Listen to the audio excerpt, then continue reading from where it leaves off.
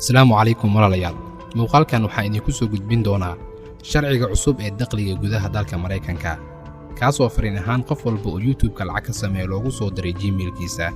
Dad badan oo Soomaali YouTubers ah inaysan ka warhin ayaa laga yaabaa iyo dadka ka daawada muuqaalada YouTube-ka sharcigan. Haddaba waxaad isweydiinaysaa su'aalo badan oo ku saabsan sharcigan.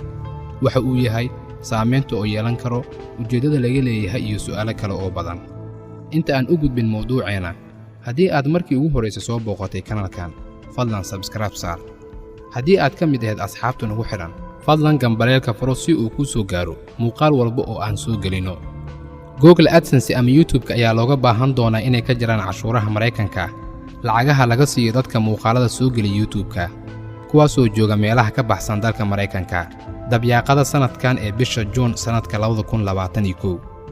asbuucyada soo socda waxaa laga rabaa inaad ku soo gudbiso macluumaadkaaga cashuurta adiga oo ka buuxin doona Google AdSense si loo go'aamiyo xaddiga cashuuraha ee laga jarayo haddii ay jiraan wax khuseeya.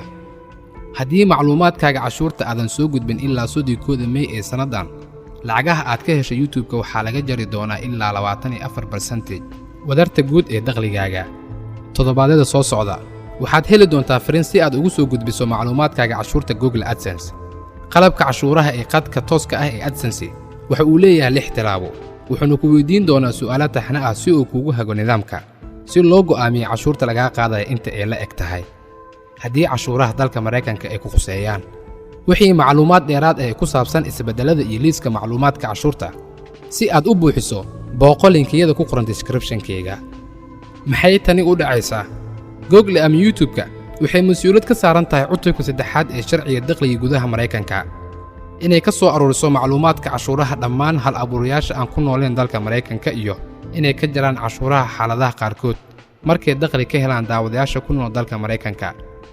taas oo micnaheedu tahay haddii aad dalka Mareykanka ku nooshahay oo aad daawato muuqaalada aan soo geliyo aniga oo ku nool Yurub ama dal ka baxsan Mareykanka, waxaan iga qaadi doonaa cashuur maadaama aan dakhli ka helay dadka iga daawada Mareykanka.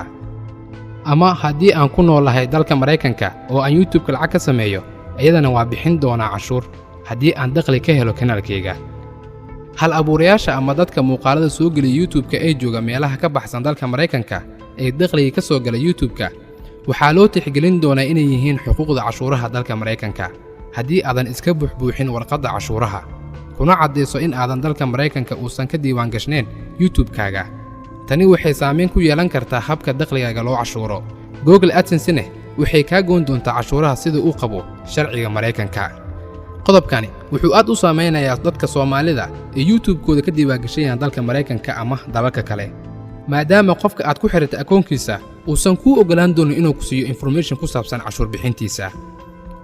haddaba sidee dakhligii saameyn ugu yeelan doonaa haddii aad bixiso macluumaadkaaga cashuurta oo aad buuxiso?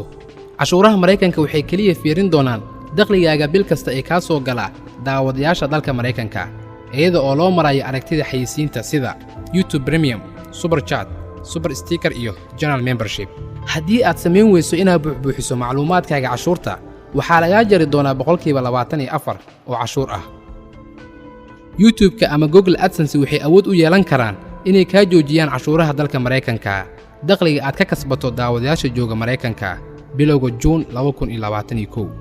waa haddii aad ku soo gudbiso macluumaadkaaga cashuurta Mareykanka Google AdSense sida ugu dhaqsiyaha badan. haddii macluumaadkaaga cashuurta aan la soo gudbin ka hor 3 May ee sanadkan, YouTube-ka ama Google AdSense-ga awood uma yeelan doonaan inay ka joojiyaan cashuuraha Mareykanka, waxaana laga qaadi doonaa 24% wadarta guud ee dakhligaaga.